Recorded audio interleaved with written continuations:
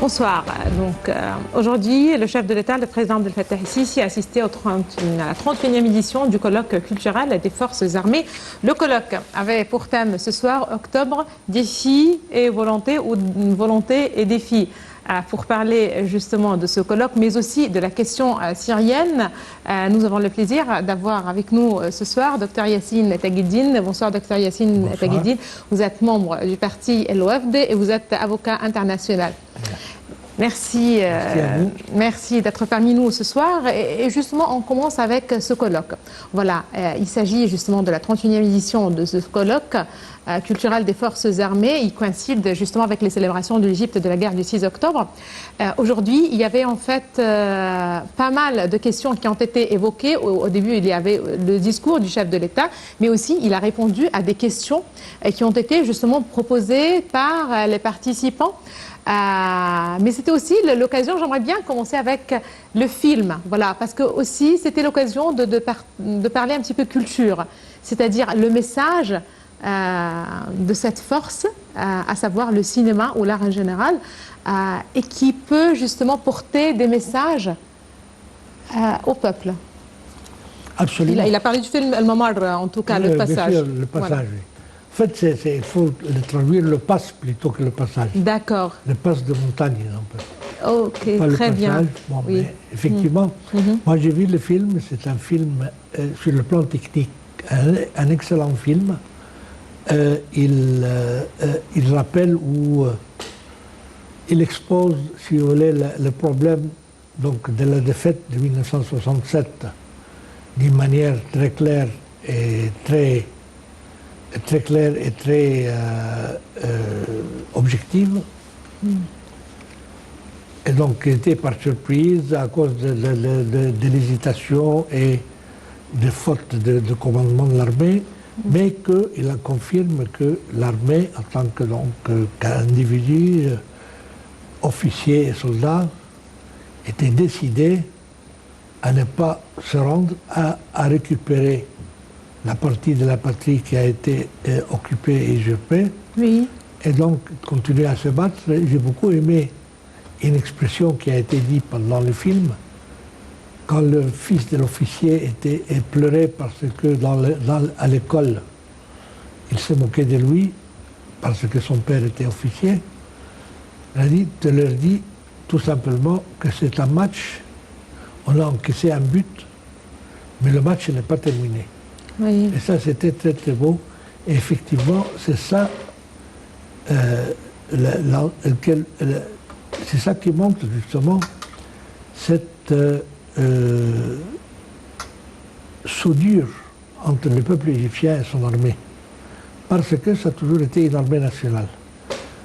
Toujours, pas vraiment toujours, mais dans l'ancienne histoire de l'Égypte. Et puis ça a été repris par Mohamed Ali, oui. qui a fait vraiment l'armée nationale, recrutée par les circonscrits, et donc pas de mercenaires, pas d'armée de métier, mais armée vraiment nationale de recrues, d'appeler à faire le devoir national. Donc ça fait partie du devoir des citoyens, d'après la Constitution, et dans la conscience collective des Égyptiens. Très bien. En fait, le chef de l'État... C'est l'amalgame entre l'armée et le peuple. Ah oui, c'est vrai. Le chef de l'État a aussi précisé, ce n'est pas la première fois, que l'Égypte était toujours confrontée à des défis. Il a insisté encore une fois sur l'unité du peuple égyptien, que seule cette unité est capable justement, ou grâce à cette unité, le peuple égyptien est capable à surmonter les défis, même les défis extérieurs, c'est-à-dire, voilà, il a même dit, laisser tout ce qui est rapport avec la protection et tout cela, la défense, à nous, voilà, au pays, au gouvernement, à l'État, voilà. Mais il a insisté encore une fois sur l'unité du peuple. C'est pas la première fois que le chef de l'État insiste sur cette unité, justement, du peuple égyptien. Et justement aussi, c'était l'occasion de parler encore une fois de la guerre de la 4e génération. Oui, en fait, l'unité du peuple égyptien est unité, c'est parce que l'État égyptien est un des plus vieux États du monde, sinon l'État le plus vieux, le plus ancien, État unifié du monde dans des frontières reconnues de tout le monde et qui n'ont pas changé depuis des millénaires. Et le peuple qui vit là-dessus, il a appris à vivre ensemble, il a appris, peu importe l'origine ethnique, soit origine africaine ou même européenne ou arabe ou berbère, toutes les races, toutes les ethnies sont mélangées en Égypte. Et beaucoup de religions également. Beaucoup de religions maintenant, il ne reste principalement que des religions, des chrétiens et des musulmans, mais tout le monde se sent égyptien avant tout parce qu'il y a des intérêts communs, parce qu'il y a une vie en commun. Donc c'est ça qui fait vraiment l'unité du peuple égyptien. Et donc c'est normal quand il y a un défi extérieur ou intérieur que tout le monde s'entraide, tout le monde soit ensemble et qui montre cette unité. Et cette unité, effectivement, a toujours fait des merveilles pour sauver le pays. Très bien. Voilà, on parle toujours justement de ce sujet. Nous avons le plaisir d'avoir avec nous en ligne, en direct en ce moment, Dr Cherif Amir. Dr Cherif Amir, vous êtes professeur de relations internationales. Bonsoir. Bonsoir, Dr Cherif Amir.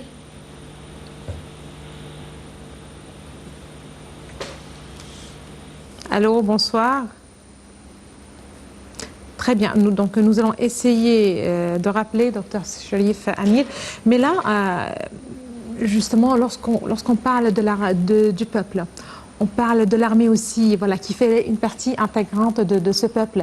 C'était peut-être l'occasion aujourd'hui de rappeler justement le rôle de l'armée. Le chef de l'État, le président Sisi, a rendu hommage justement aux forces armées. Il a dit que ce que l'armée a présenté au cours de ces dernières années dépasse tout et justement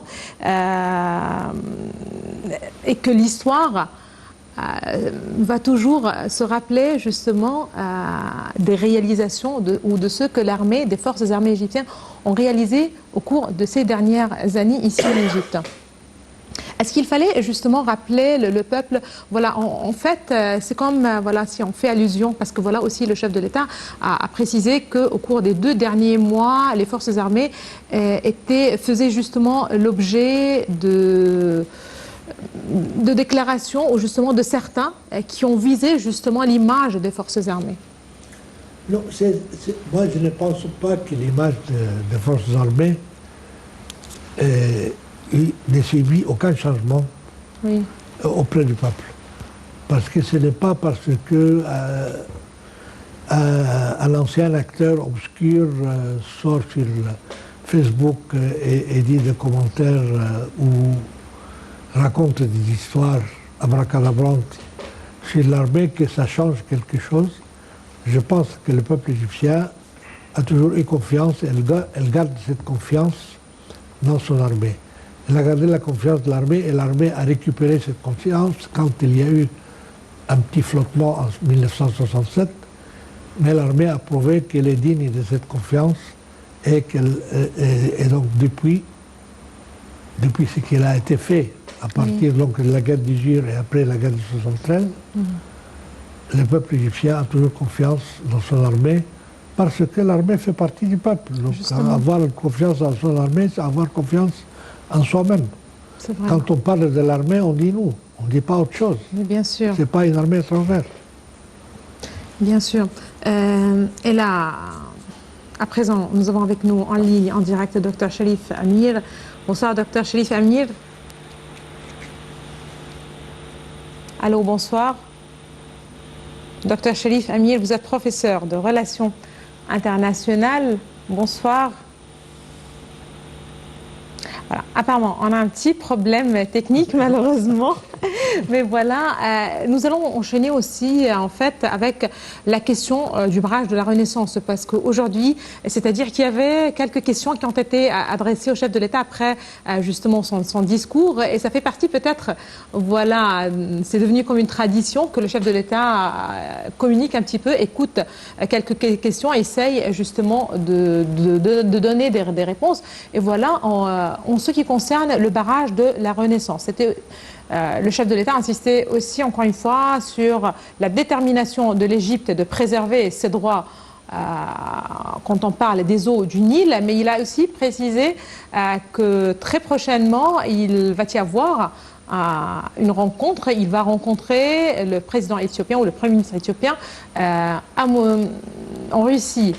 Voilà, ce sera peut-être l'occasion de négocier encore une fois. Comment voyez-vous cette approche, c'est-à-dire insister sur la négociation comme voie de toute façon, il n'y a pas primordiale, voilà. Il n'y a pas d'autre moyen. Oui. C'est toujours l'Éthiopie est un pays africain frère. L'Éthiopie est un pays qui a eu toujours avec l'Égypte de très très bonnes relations. L'Éthiopie est tenue avec l'Égypte des traités, des accords précédents sur le partage des eaux du Nil. Et donc, et puis les règles de droit international confirment que cette coopération doit être, que l'Égypte a droit. Et ce droit doit être respecté. Et le respect du droit, enfin, et l'Éthiopie de son côté, je ne pense pas vraiment que comme il y a des gens qui font de la surenchère et de dire que l'Égypte est membre d'un complot international, l'Éthiopie est membre d'un complot international pour faire mal à l'Égypte et pour assoiffer l'Égypte. Je ne pense pas du tout que c'est le but de l'Éthiopie. Le but de l'Éthiopie est de réaliser son propre développement. Et ils ont vu que d'après leurs études, leur propre développement, c'est de faire ce barrage de Renaissance. On ne peut pas les empêcher de faire un barrage. C'est ce qu'en fait le chef de l'État il a précisé que l'Égypte n'était jamais contre, mais c'est que voilà, il y a les modalités justement. Les modalités de remplissage. De tout ce qui a rapport avec le fonctionnement. Les modalités de remplissage en cas de petites crues, de faibles crues du Nil. Oui. Mais si les crues du Nil, par exemple, si on a une crue du Nil très très importante, et ça suffit pour remplir une crue du Nil très importante et suffit largement de remplir le lac de rétention du barrage de la Renaissance. Oui. Alors, donc, c'est... D'accord. Voilà, en fait, nous allons revenir justement à ce point, mais je pense qu'on a un tout petit problème technique ici au studio. Voilà, il y a un certain écho. Donc, d'ici là, je vous invite, on va revenir justement pour parler du barrage de la Renaissance. Donc, une petite pause et on se retrouve juste après.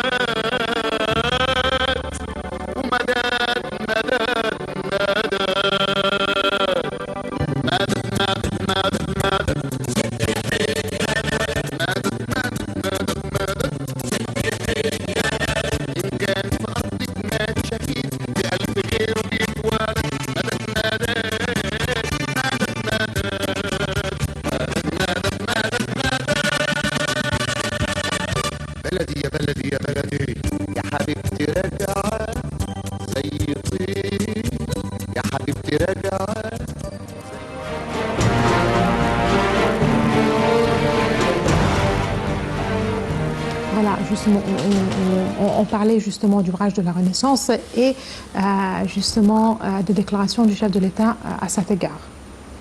Oui, c'est le problème actuel entre l'Égypte et l'Éthiopie, ce n'est pas sur le principe du barrage lui-même. Oui. C'est déjà convenu, c'est déjà étudié, c'est déjà accepté des deux parties, mais les négociations maintenant, c'est sur les modalités de remplissage du lac de rétention du barrage. Oui. L'Éthiopie voudrait le faire très rapidement, mais très rapidement risque en cas de petite ou moyenne crue du Nil, les 2 ou 3 premières années, risque d'avoir une pénurie d'eau, un manque d'eau important dans le lac de rétention du barrage de Soin, et donc qui peut influencer l'agriculture et l'approvisionnement d'eau en général en Égypte. Mais évidemment, tout ça c'est hypothétique encore, parce que si jamais il y a 2 moussons de suite très très importants, ça y est, le barrage est rempli sans aucun problème et nous avons l'eau dont on a besoin pour le moment et tout ça. Très bien. Le problème, en fait, le problème de l'Égypte, c'est pas seulement en eau. Oui. Ce n'est pas seulement le barrage de Renaissance. Le problème de l'Égypte, c'est qu'avec la croissance démographique et la volonté de l'Égypte de développer l'agriculture et de modifier des terres pour augmenter la superficie agricole et également développer l'industrie, on a besoin d'eau pour tout ça. Justement. Et donc, notre part des eaux du Nil ne suffit plus à l'utilisation actuelle de l'eau du Nil.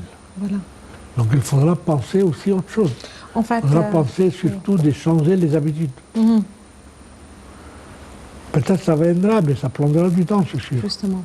Mais ça viendra sûrement. En fait, mais le problème avec l'Éthiopie n'est pas si important, ce n'est pas si dramatique comme beaucoup de gens le pensent en Égypte. Très bien. De toute façon, la réunion à Moscou, justement, donnera l'occasion de plus de négociations, un petit peu, pour trouver une solution qui soit juste pour toutes les parties. Quand on parle justement de la question de l'eau, et avant de passer à un autre dossier, en fait, le chef de l'État a précisé aussi que, comme vous l'avez justement mentionné, les besoins de l'Égypte en eau dépassent justement ce qu'on peut justement avoir des eaux du Nil, et dans ce cas, il a énuméré en fait je ne sais pas comment dire, mais justement les centrales qui font le dessalement des eaux de la mer, que ce soit sur le côte de la mer Rouge ou sur la Méditerranée. À mon avis, ce qui nous donnera plus d'eau pour l'utiliser, c'est d'essayer de changer graduellement la manière d'irrigation chez nous. À la place d'irrigation par immersion, on fait par autre chose, quoi. Mais il y a un plan, et justement, ça prend du temps parce que c'est changer les habitudes des gens. Je pense que la date qui a été donnée, c'est en 2037 ou quelque chose pareil, c'est-à-dire ça va être des techniques effectives et qui doivent justement remplacer l'eau du Nil dans les villes côtières, justement par l'eau de la mer. On passe en fait à notre dossier, celui justement de la Syrie. La Syrie qui subit l'agression turque récemment. Il y avait aussi la réunion des ministres des Affaires étrangères, justement arabes. C'est l'Égypte qui a convoqué justement la tenue de ces réunions. Le chef de l'État a précisé que c'est le peuple, c'est toujours le peuple qui est capable justement de défendre sa patrie. C'est grâce à cette unité justement qu'un pays puisse justement préserver son unité, mais certainement aussi sa sécurité et sa stabilité. Je vous rappelle en fait que suite à la demande de l'Égypte, la Ligue arabe a convoqué une réunion d'urgence samedi 12 octobre pour discuter de l'offensive lancée par la Turquie contre les forces kurdes en Syrie. L'Égypte avait dénoncé fermement mercredi l'agression turque dans les territoires syriens et appelé à une réunion d'urgence de la Ligue arabe sur cette question.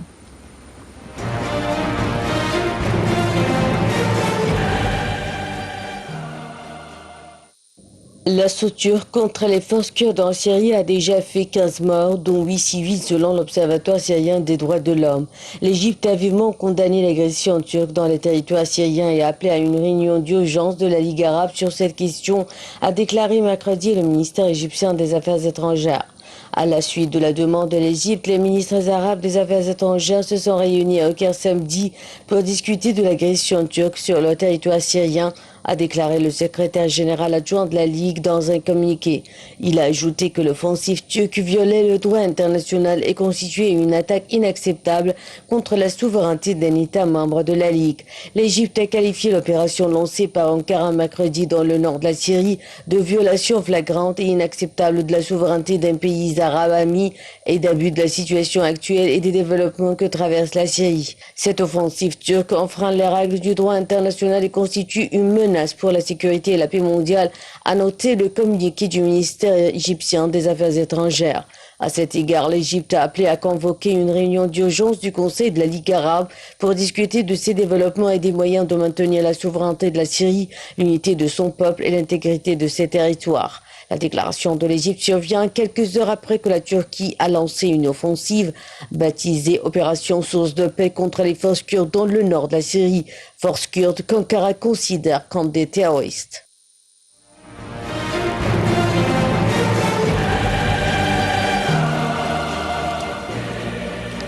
Voilà, Dr Yassine Tagueddine. La Syrie qui était au milieu justement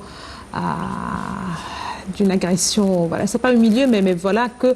avec l'hymne de l'agression, quand même. Voilà, c'est un contexte très critique dans lequel la Syrie vit, mais aussi cette agression très récente. Oui, le problème en fait de la Syrie, qu'il y avait déjà depuis plusieurs années, une vraie guerre civile, ou une guerre par procuration entre différentes factions de peuple syrien, malheureusement. Et donc, le résultat que plusieurs millions de Syriens ont dû abandonner leur pays, ont dû abandonner au moins leur foyer, et donc il y a des migrants syriens partout dans le monde. Bon, l'agression turque est différente. Oui. Parce que la Turquie a profité ou a mis à son profit ces divisions et cette guerre civile pour s'accaparer une partie du territoire syrien. Donc ici, l'agression de la Turquie n'est pas seulement contre le régime de Bachar al-Assad, n'est pas seulement contre les Kurdes, mais en fait c'est contre l'État syrien et contre l'intégrité de l'État syrien. Parce qu'ils vont prendre une partie du territoire syrien et ils vont l'occuper. Et en même temps, ils vont persécuter ou mater en quelque sorte une partie du peuple syrien, c'est les Kurdes de Syrie. Parce qu'ils fait partie du peuple syrien. Et donc, la Turquie, c'est vraiment une agression caractérisée de la part de la Turquie contre le pays syrien. L'État syrien, pas contre le régime syrien. Malheureusement, le problème de la Ligue arabe, c'est un pays arabe qui refuse carrément de traiter ou de défendre le régime syrien. Et donc là, ils confondent le régime et l'État syrien. L'Égypte, heureusement, ne fait pas ça. C'est pour ça que l'Égypte qui a convoqué la réunion de la Ligue arabe. Et l'Égypte considère qu'il s'agit de l'intégrité de l'État syrien, pas d'un soutien au régime ou contre le régime. Et d'ailleurs, il y a une chose très importante, beaucoup de gens qui pensent que la Syrie a été exclue de la Ligue arabe. Non, la Syrie n'a pas été exclue de la Ligue arabe. La Syrie garde son siège à la Ligue arabe, seulement la Ligue arabe n'a pas accepté le représentant à la Ligue arabe envoyé par le régime syrien. Mais le siège de la Syrie est là. D'ailleurs, c'est marrant, dans la réunion, on voit le siège, on voit la pancarte, la République arabe syrienne, mais avec personne. Oui, c'est vrai. Donc la Syrie n'est pas exclue. Et donc c'est normal de défendre l'État syrien et l'intégrité des territoires syriens contre une agression étrangère. Il y a certains pays de la Ligue arabe qui ne veulent pas intervenir dans la guerre civile. Il y a d'autres pays qui encouragent une faction contre une autre faction Oui, dans la guerre civile. L'Égypte essaie de rester neutre et essaie de soutenir autant que possible l'intégrité de l'État syrien. bien sûr. Mais ce qui est grave, dans les ramifications graves dans l'agression turque contre la Syrie, c'est qu'il risque de porter atteinte, de porter préjudice même aux pays de l'Europe. Oui, c'est vrai. Parce qu'aujourd'hui, par exemple, on a annoncé que 800 prisonniers de Daesh ont Justement. pris la fuite quand l'armée turque a bombardé la prison où ils étaient. Moi, je ne pense pas que ce soit par hasard. Oui. Je pense qu'ils l'ont fait exprès pour faire pression sur le pays européen. Et qui a fui de ces Justement. prisonniers de Daesh? C'est les Français, les Allemands, les Italiens, les Espagnols, djihadistes qui ont été envoyés ou qui ont été recrutés par Daesh comme djihadistes, qui se sont battus. Et donc ils vont revenir plus ou moins clandestinement dans leur pays. Ils vont faire sûrement, certains d'entre eux sûrement vont faire des attentats. Sinon, dans leur pays, il y a la Libye, et voilà, et ça représente peut-être une menace très directe pour l'Égypte. Voilà, encore une fois, on parle de terroristes. Bien entendu. Justement. Parce qu'une bonne partie de ces prisonniers qui fuient les prisons en Syrie, ils n'oseraient pas revenir dans leur pays d'origine européen parce qu'ils sont demandés là aussi, ils sont attendus. Il y en a qui ne sont pas des pays européens. Il y a les Tchétchènes, par exemple, qui sont sûrement visés par les Russes. Oui. Ils vont aller où, ça? Ils vont aller en Libye. En Libye, c'est une menace pour la Libye, pour l'Égypte et pour la Tunisie. Et c'est plus facile de franchir les frontières libyennes que de franchir les frontières justement de leur pays d'origine. Bien sûr. Voilà. Parce que, en plus, c'est pas seulement pour l'Égypte la menace.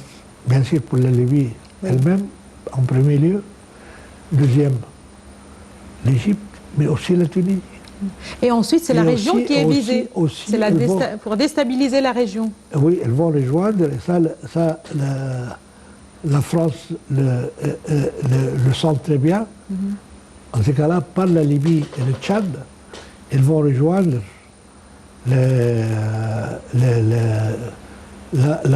comment s'appelle l'État islamique ou l'armée islamique dans le Maghreb et l'Afrique, là, je ne sais plus comment ça s'appelle, et le groupe Boko Haram et tout ça. Et donc, tout ça, ils vont menacer aussi les pays du Sahel, et puis ils vont monter probablement sur l'Algérie, le Maroc. Enfin, c'est une menace pour toute l'Afrique. C'est vrai. En fait, les ministres des Affaires étrangères de la Ligue arabe ont décidé de réfléchir, d'entreprendre des mesures contre la Turquie pour faire face justement à cette agression, notamment la réduction des relations diplomatiques, de la représentation diplomatique, la suspension de la coopération militaire et la révision des relations économiques, culturelles et touristiques avec la Turquie. Est-ce que c'est assez? À quel point, justement, de telles mesures sont efficaces? Il y a des citoyens enthousiastes qui pensaient ou qui voudraient que les pays arabes déclarent la guerre à la Turquie et envoient les armées là-bas. Ça, c'est évidemment, c'est pas possible. Dans les relations internationales, aujourd'hui, ça se résout, le problème international se résout par la négociation et par la pression en quelque sorte morale. Et donc, à travers de boycotts, à travers des sanctions, tout ça, si on est assez fort, on fait des sanctions, on n'est pas assez fort par rapport à la Turquie, donc on peut les boycotter. On peut boycotter, effectivement, il y a un boycott populaire, donc c'est une escalade. On commence d'abord par des menaces, pour éventuellement les ramener à la raison. Et après, petit à petit, on augmente la part de pression. Mais il est en fait certain que les pays arabes ne vont pas envoyer des armées Mais bien pour sûr. se battre, sauf sous le couvert des Nations Unies, par exemple. Certainement, il le devait Conseil y de avoir sécurité. aussi une position de la part de la communauté internationale. Et Oui, là, absolument. justement, on va passer à la position, mais je retourne en fait à la Syrie même, qui a affirmé sa détermination à confronter l'agression turque par tous les moyens légaux, soulignant que le comportement hostile du régime turc montre les convoitises expansionnistes turques sur les territoires syriens. Je vous laisse avec les détails et ce commentaire signé d'Alia Karam.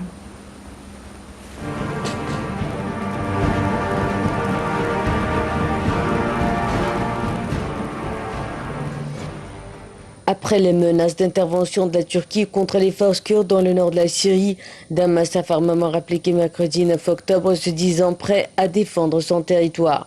La Syrie réitère sa détermination à contrecarrer l'agression turque, et ce par tous les moyens légitimes, souligne ainsi une source du ministère des Affaires étrangères dans un communiqué cité par l'agence de presse syrienne Sana.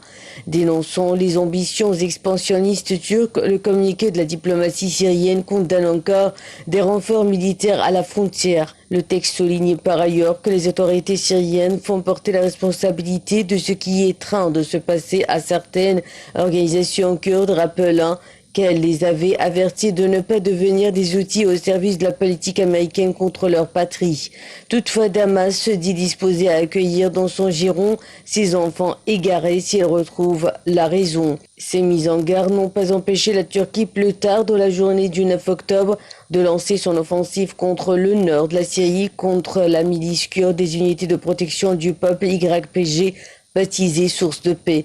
Les Kurdes ont instauré une autonomie de facto dans le nord du pays à la faveur du conflit déclenché en 2011. Mais le retrait annoncé de leur allié américain les place dans une situation délicate entre la Turquie, qui considère la YPG, fer de lance des forces démocratiques syriennes, comme une organisation terroriste, et leur pays hôte, la Syrie, duquel ils entendaient faire cession. Craignant une offensive turque, les Kurdes de Syrie ont donc appelé le 9 octobre Moscou à jouer le rôle de garant dans un processus de dialogue avec le gouvernement syrien.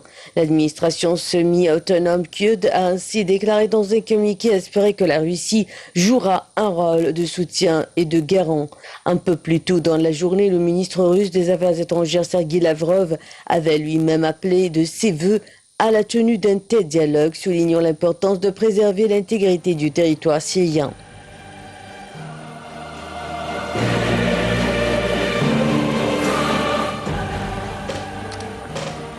Voilà, une actualité très délicate en Syrie. Comment voyez-vous, quel regard justement vous avez sur l'actualité en Syrie avec le développement de la situation aujourd'hui, un nouveau front et une nouvelle menace, voilà. Oui, en fait, le meilleur moyen pour arrêter l'agression turque, c'est les sanctions internationales qui sortent par les Nations Unies Oui. ou par le Conseil de sécurité des Nations Unies. Malheureusement, les États-Unis et la Russie, tous les deux, ont refusé de faire Justement. cela au Conseil de sécurité. Donc il y a 2 vétos sur 5 vétos possibles, premièrement. Mais déjà la communauté européenne peut faire quelque chose. Et effectivement, l'Allemagne et la France ont commencé par interdire toute exportation d'armes vers la Turquie. La Ligue arabe, pareil, a décrété ou a décidé de cesser toute coopération militaire avec la Syrie, avec la Turquie. Mais qui fait la coopération militaire avec la Turquie? Il n'y a que le Qatar. Est-ce que le Qatar et l'Arabie Saoudite un peu, mais surtout le Qatar. D'accord. Mais est-ce que le Qatar va exécuter cette décision commune de la Ligue arabe? On va voir. Je pense que là c'est les Américains qui vont décider à la fin. Parce que il y a des forces armées turques au Qatar, appelées au Qatar, à côté des forces armées américaines. Alors, est-ce que Les Américains ont permis aux Turcs de venir à Qatar pour les remplacer provisoirement ou pour les seconder. Est-ce qu'ils vont les laisser partir encore une fois? C'est ça, c'est beaucoup de questions, on n'a pas de réponse. Mais donc le fait que le principe d'arrêter toute coopération militaire avec la Turquie, c'est vraiment la moindre des choses qu'on ne permet pas. Et également l'arrêt d'exportation d'armes décrété par la France et l'Allemagne. Et maintenant, je pense que la communauté européenne a un rôle important à jouer parce que la communauté européenne, c'est la première visée. Et l'Union européenne, effectivement. Et Erdogan a carrément menacé l'Union européenne. Il a menacé de leur envoyer en Europe, d'envoyer en Europe plus de 3 millions de réfugiés syriens. Je ne sais pas comment il va les envoyer, mais il les a menacés et donc ça fait trembler pas mal de gens en Europe. Alors c'est vraiment, il ne peut pas le faire. Comment le faire? Comment elle va le faire? C'est vraiment très problématique, c'est-à-dire la Turquie qui a travaillé pour des années, pour de longues années, pour justement intégrer l'Union européenne, qui a fait des efforts énormes pour faire partie de ce bloc, justement, on trouve aujourd'hui que la politique a complètement changé, voilà, après des réalisations économiques et des réalisations en matière justement de droits de l'homme. On a trouvé que tout cela a été chamboulé. Et un nouveau visage a pris place. Et ça, c'est le nouveau régime. Oui. La nouvelle Turquie, véritablement, c'est avec Erdogan. Avec Erdogan, quand Erdogan a pu éliminer tous ses partenaires de pouvoir, comme Abdallah Gül, par exemple, et même son ancien Premier ministre, et tout ça, tous contre lui maintenant. Parce qu'il les a éliminés un par un. Et maintenant, il gouverne tout seul. Il applique ses idées fascisantes et ses rêves de redevenir le sultan ottoman de la région.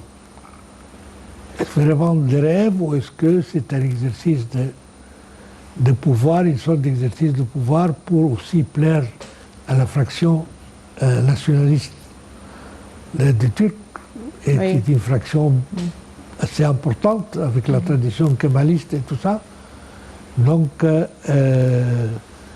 et il faut dire aussi que le populisme est une mode partout dans le monde maintenant.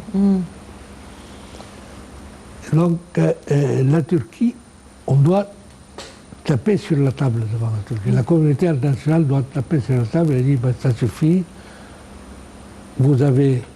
Il faut aussi rappeler le rôle de la Turquie dans le terrorisme dans la région et dans le monde. Les gens de Daesh venant d'Europe sont passés par la Turquie. Et les gens de Daesh revenant en Europe sont repassés aussi par la Turquie.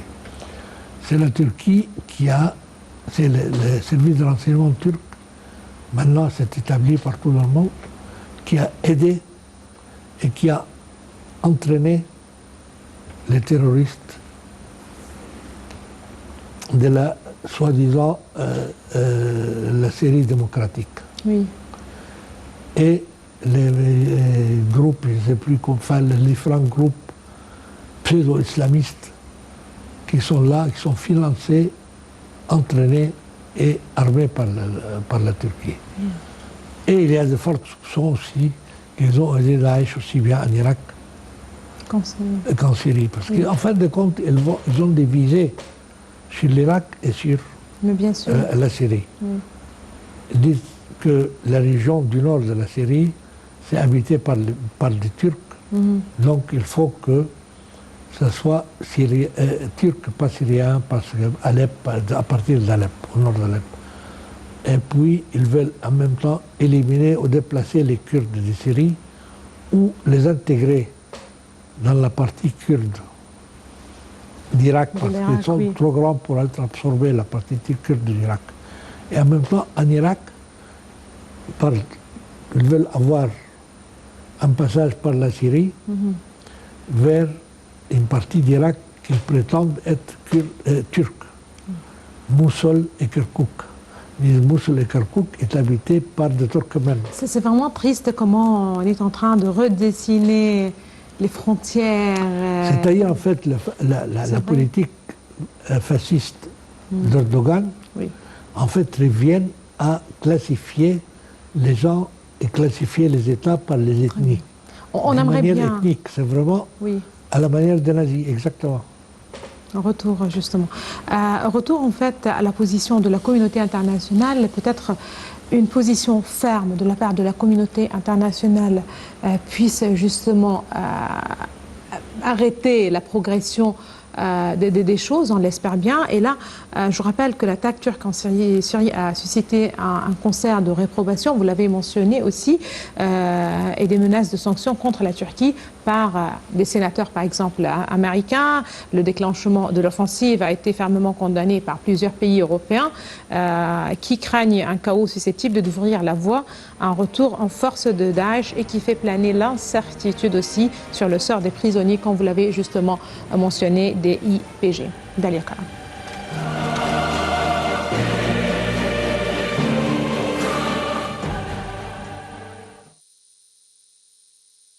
Le Conseil de sécurité de l'ONU s'est réuni en urgence jeudi 10 octobre après l'offensive lancée par la Turquie mercredi 9 octobre, comme elle s'y a été engagée contre les forces kurdes du nord de l'est de la Syrie, alliées des Occidentaux dans la lutte antiterroriste.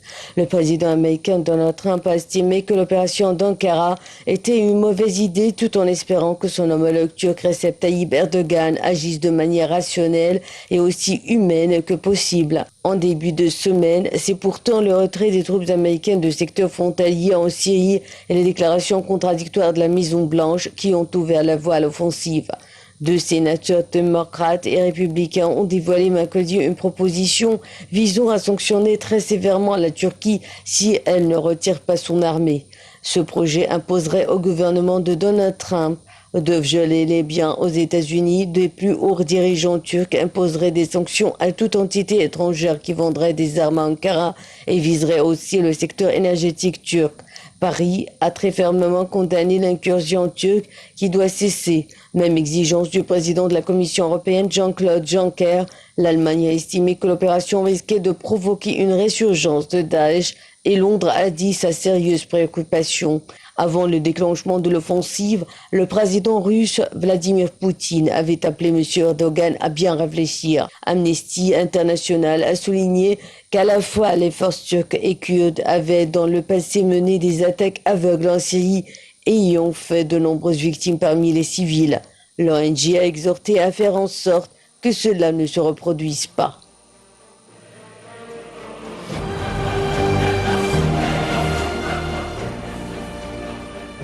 Voilà, j'aimerais bien en fait terminer, Dr Yassine Tagheddine, par le colloque qui a eu lieu aujourd'hui, justement le colloque des forces armées, et la retour un petit peu sur les déclarations du président Sisi sur l'actualité en Syrie.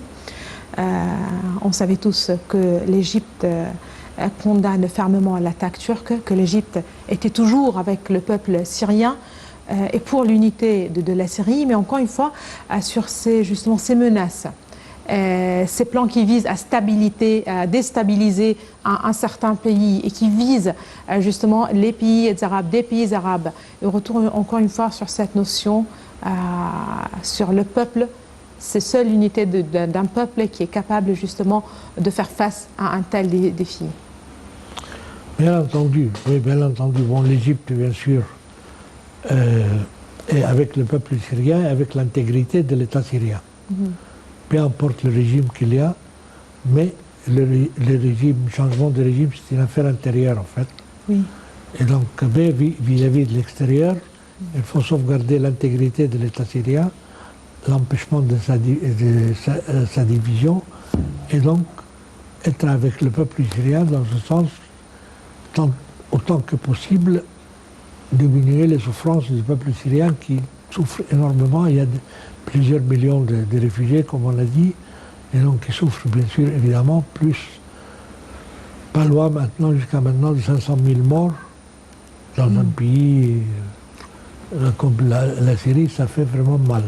Est-ce que c'est un message aussi qui est adressé au peuple de la région, au peuple égyptien, justement d'être vigilant Absolument, absolument.